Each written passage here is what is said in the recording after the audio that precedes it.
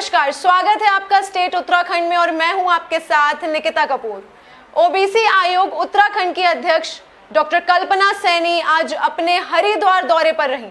हरिद्वार पहुंची डॉक्टर कल्पना सैनी ने रोशनाबाद स्थित कलेक्ट्रेट भवन पहुंचकर जिले के संबंधित अधिकारियों के साथ हरिद्वार में होने वाले कार्यों की समीक्षा बैठक की। इस समीक्षा बैठक के दौरान केंद्र सरकार और राज्य सरकार द्वारा ओबीसी श्रेणी में आने वाले लोगों के लिए जो महत्वाकांक्षी योजनाएं लागू की गई हैं, उनका जमीनी स्तर पर किस तरह प्रयोग हो रहा है, इसको लेकर समीक्षा बैठक की गई। वैक्सीनेशन प्रोग्राम हरिद्वार में किस तरह संचालित हो रहा है, इसको लेकर भी बैठक में चर्चा की गई।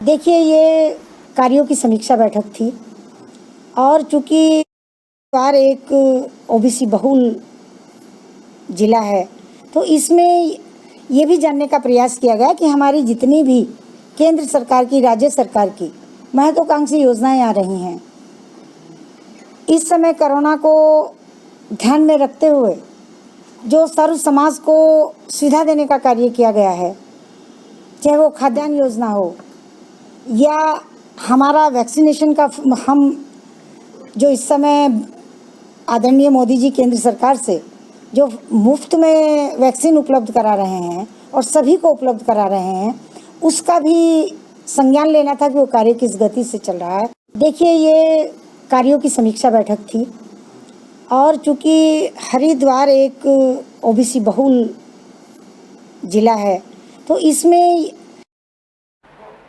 पिछले दिनों हरिद्वार की ज्वालापुर सीट से भाजपा विधायक सुरेश राठौर पर पार्टी की ही एक महिला नेता ने रेप का आरोप लगाकर मुकदमा दर्ज कराया था। इस आरोप पर विधायक सुरेश राठौर ने कहा कि यह मुकदमा झूठा है। अब इस मामले में एक चौंकाने वाला बयान सामने आया है। शिकायतकर्ता का कहना है कि उन्होंने जो मुकदमा दर्ज कराया था वह वापस ले लिया है और अब उन्हें इस पर कोई कार्रवाई नहीं करनी है। सर, ये मैंने वापसी ले लिया। 31 तारीख को मैंने वापसी ले लिया था। मुकदमा मैंने किया था और वो मैंने वापसी ले लिया। इसमें किसी का मतलब कोई दबाव नहीं है, किसी का कोई दबाव नहीं है। ये मैंने खुद, मेरा ही निर्णय है कि मैंने खुद वापसी लिया है। और जो विधायक सुरेश राठौड़ जी हैं, रविदास चार्य है, जो उनकी मतलब मेरे से कोई गलती हो गई हो, मुझे क्षमा करना और आगे से कोई कार्रवाई नहीं करना चाहती। मैं अपना केस वापसी ले लिया है। उत्तरकाशी जिलाधिकारी श्री मयूर दीक्षित ने संभागीय परिवहन कार्यालय का औचक निरीक्षण करते हुए उपस्थित पंजिका का अवलोकन किया। उपस्थित पंजिका में हस्ताक्षर न किए जाने व फाइलों पर रिकॉर्ड ना सही तारीख पर होने की वजह से कार्यालय के वरिष्ठ सहायक की फटकार भी लगाई। जिलाधिकारी ने संभागीय परिवहन अधिकारी को निर्देशित करते हुए कहा कि परिवहन कार्यालय में सभी सीसीटीवी कैमरों का सजीव प्रसारण सुनिश्चित करें।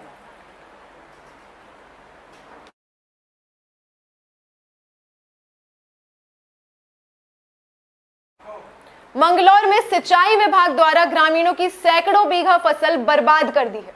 दरअसल ग्रामीणों को सिंचाई विभाग के द्वारा 5 साल के लिए सैकड़ों बीघा जमीन फसल की बुवाई के लिए आवंटित की गई थी। 2014 में निर्धारित समय अनुसार सिंचाई विभाग ने ग्रामीणों को जमीन खाली करने का नोटिस भी दे दिया था। वहीं ग्रामीणों का कहना है कि सिंचाई विभाग के द्वारा जमीन लीज पर दी गई थी, जबकि हर 5 साल के बाद लीज की जमीन का नवीनीकरण होना था। ग्रामीणों का आरोप है कि नवीनीकरण के लिए ग्रामीणों ने आवेदन भी किया हुआ था, लेकिन सिंचाई विभाग द्वारा नवीनीकरण नहीं किया गया और ग्रामीणों की फसल को पूरी तरह बर्बाद कर दिया गया। वहीं ग्रामीणों का यह भी कहना है कि जब सिंचाई विभाग को जमीन खाली करवानी थी तो एक बार दोबारा नोटिस देना चाहिए था, जिस कारण बिना नोटिस के सैकड़ों बीघा गन्ने की फसल तबाह हो गई। वहीं फसल बर्बाद होने पर ग्रामीण मुआवजे की मांग कर रहे हैं और दोबारा जमीन को खेती के लिए वापस करने की भी मांग कर रहे हैं। वहीं इस मामले में एडिशनल एसडीएम ने बताया कि यह जमीन यूपी सिंचाई विभाग के अंतर्गत आती है, जिस पर कुछ लोगों के द्वारा गलत तरीके से कब्जा किया गया था। हमारी सन 90 यानी 1990 से चलता आ रहा है ये। सिंचाई विभाग की जो ज़मीन है या लीज पे दी जाती है। हर 5 साल के बाद ये नवीनीकरण किया जाता है। हमने इसके बार बार ऐसे ही चलते रहे, लेकिन अब आकर इन्होंने नवीनीकरण के लिए नहीं हुए। हमने जबकि 3 महीने की अवधि होती है, इसमें उससे पहले ही हमने इनका अर्जी दी, लेकिन उन्होंने मनमानी करते हुए ये खास तौर से गरीबों की, दलितों की ज़मीन पर ये सैकड़ों बीघे का, लाखों रुपए का ये नुकसान इन्होंने खाम खा पहुँचाया। नहीं, देखिए जो प्रकरण है इसमें यूपी इरिगेशन का लैंड था, तो एक्शन यूपी इरिगेशन के द्वारा उसमें पुलिस बल और मजिस्ट्रेट उपलब्ध कराने का मांग किया गया था कि जो उनका लैंड है उस पर कुछ लोगों के द्वारा इलीगल रूप से इंक्रोचमेंट किया गया है, तो उसको मौके में आइडेंटिफाई भी किया गया था। क्योंकि लैंड यूपी इरिगेशन की है, उनके द्वारा खाली करवाई गई है और उनको लॉ एंड ऑर्डर के पॉइंट ऑफ व्यू से पुलिस बल। गदरपुर में रुद्रपुर विधायक राजकुमार ठुकराल ने हंस फाउंडेशन की मदद से बने आंगनबाड़ी केंद्रों का शुभारंभ किया। इस मौके पर रुद्रपुर विधायक राजकुमार ठुकराल ने कहा कि हंस फाउंडेशन की माता मंगला के सहयोग से उधम सिंह नगर जिले में 100 आंगनबाड़ी केंद्र बनाए जा रहे हैं, जिसमें से आज केवलगंज गांव और पिपलिया नंबर 2 में आंगनबाड़ी केंद्रों का शुभारंभ किया गया है। आंगनबाड़ी केंद्रों के सुधरने से बच्चों का भविष्य भी सुधर जाएगा और यहां आने वाले बच्चों को समुचित ज्ञान भी मिल पाएगा। माता और भोले जी महाराज के सानिध्य में हंस फाउंडेशन के सहयोग से हमारे उधम सिंह नगर में अब तक लगभग 40 आंगनबाड़ी केंद्रों का निर्माण उन्होंने संकल्प लिया था, जो कि पूरा हुआ, और अभी 60 आंगनबाड़ी केंद्रों का निर्माण श्री उदय प्रताप सिंह जी बता रहे हैं, जिला कार्यक्रम अधिकारी, उन्होंने और आशान्वित किया है। हम उधम सिंह नगर में 100 आंगनबाड़ी केंद्र देंगे। ये आंगनबाड़ी केंद्रों का अपना पहले कोई भविष्य नहीं था, किसी के भी घर में संचालित होते थे, लेकिन आज अपना भवन बन गया तो आंगनबाड़ी कार्यकर्ती और संयोजिका अब उनके आगे कोई समस्या नहीं है। नंदा गौरा योजना से इस समय 23 करोड़ 30 लाख रुपए हम लोगों ने किशोरी बालिकाओं को जो इंटर पास की हैं उनको दिए हैं और किशोरियों के जन्म पर दिए हैं।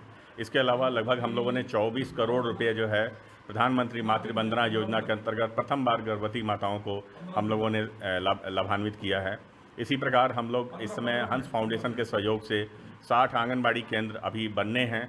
40 आंगनबाड़ी केंद्रों का निर्माण हो चुका है, जिसमें से आज 2 आंगनबाड़ी केंद्र माननीय विधायक रुद्रपुर के सहयोग से आज हम लोगों ने उसका उद्घाटन करा दिया।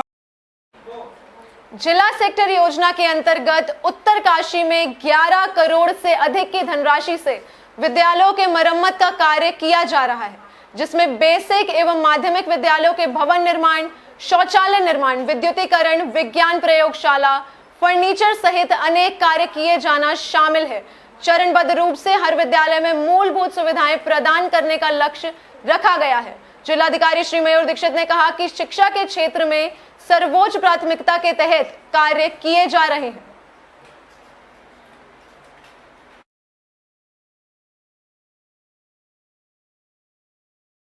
बरसात के कारण उत्तरकाशी में मनेरा बाईपास सड़क मार्ग में हो रहे भूस्खलन को देखते हुए जिलाधिकारी श्री मयूर दीक्षित ने स्थलीय निरीक्षण कर जायजा लिया, जिसके बाद मॉनसून सीजन को देखते हुए सड़क मार्ग के दोनों ओर जेसीबी मशीन रखने के निर्देश दिए, ताकि मार्ग बाधित होने पर शीघ्र आवागमन के लिए बहाल किया जा सके।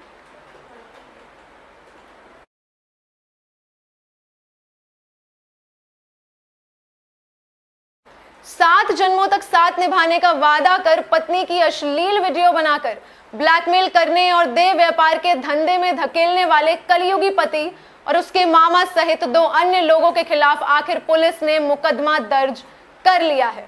पीड़ित महिला की शिकायत पर मुकदमा दर्ज करते हुए पुलिस ने जांच शुरू कर दी है। कलयुगी पति से सताई हुई पीड़ित महिला का आरोप था कि उसके पति ने अपने मामा के साथ मिलकर उसके साथ नैतिकता की हदें पार कर दी थी, जिसका कई बार पीड़ित महिला द्वारा विरोध भी किया गया, लेकिन पति द्वारा लगातार ही महिला की अश्लील क्लिपिंग वायरल करने की धमकी देकर पति अनैतिक कार्य करता रहा। लंबे समय तक पति की प्रताड़ना सहने के बाद आखिर पीड़िता ने पुलिस की शरण ली और पति सहित 3 अन्य के विरुद्ध शिकायत दर्ज कराई। लंबे समय से पीड़ित महिला पुलिस न्याय की गुहार लगा रही थी। वहीं महिला की शिकायत पर आखिर पुलिस ने पति के खिलाफ गंभीर धाराओं में मुकदमा दर्ज कर लिया है। ये मेरा शारीरिक रूप से मानसिक शोषण करते थे, शारीरिक शोषण करते थे, मुझे देह व्यापार में धकेलते थे और अपने दोस्तों के साथ मुझे आए दिन सुलाते थे और ना करने पे ये मेरे संग मारा पीटी करते थे, जान से मारने की धमकी देते थे मेरे और मेरे बच्चे को, और झूठे मुकदमे में फंसाते हैं ये लोग, इसलिए मैंने तंग आकर पुलिस को फिर तहरीर दी। पीड़िता कल हमसे मिली थी, हमें अपनी उन्होंने पूरी स्टोरी बताई कि मेरे साथ क्या क्या घटनाएं हुई। मैंने FIR तैयार कराई, तैयार करने के बाद उस महिला क्या कहते हैं थाने में प्रेषित कराया। थाने में मुकदमा पंजीकृत हो चुका है इसमें कल नाइट में, और उसमें मुझे मुकदमा दर्ज हो चुका है। उत्तराखंड पुलिस बहुत अच्छा काम कर रही है, मुझे उनसे खुद अपेक्षा है कि जल्द ही अब तक गिरफ्तारी करें, मेरी यही उनसे डिमांड है। कल दिनांक 3 अगस्त को एक पीड़िता द्वारा एक तहरीर दी गई जिसमें उसने शारीरिक शोषण और अन्य मारपीट और ब्लैकमेलिंग के आरोप लगाते हुए अभियुक्तों पे के खिलाफ तहरीर दी गई है। पुलिस ने इसमें सुसंगत धाराओं में अभियुक्तों के खिलाफ मुकदमा दर्ज किया गया है और आगे की कार्रवाई इन्वेस्टिगेशन के बाद होगी। आरोपी एक दूसरे के रिश्तेदार भी है और वो इन्वेस्टिगेशन के पश्चात ही एक्चुअल गिरफ्तारी और अन्य कार्रवाई इन्वेस्टिगेशन के बाद ही होगी। ये मेरा देश प्रदेश की तमाम बड़ी खबरों के लिए बने रहिए हमारे साथ। नमस्कार।